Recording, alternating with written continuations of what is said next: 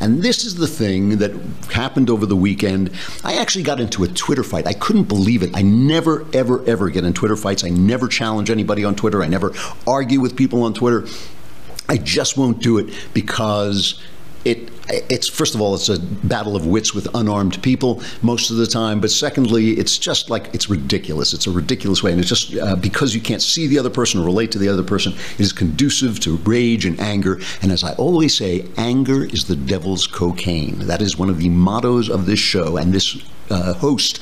Anger is the devil's cocaine. And, you know, every time I say it, I have to explain it because people immediately write in and say, no, some anger is righteous. Some anger is righteous, but no anger is righteousness. And the problem is anger makes you feel righteous, and you start to do stupid stuff and feel righteous doing it, and it feels good.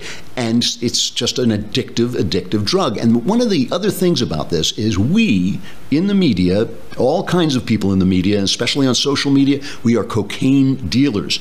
You know, I noticed this when I was a little kid. I remember noticing when I was a little kid, you know, in my teens, but in my young teens, you know, we'd get the New York Times delivered to the house. Of course, we were a liberal household.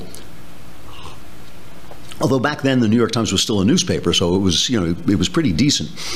And I noticed that your eyes would go to the things that outrage you. You would immediately look at something that made you angry, and your eye would flick to that. And of course now, social media and all the websites, all the news sites, they have noticed this too, because now they can do studies and find out what gets clicked. So they can find out that you will click on something that outrages you. So you know, when you see that clickbait that says, you won't believe what the guy on the other party said, you will hit that thing and you'll get angrier and angrier and angrier, and it builds up and it feels like righteousness. It feels like righteousness, but it's just anger, okay? And so this is why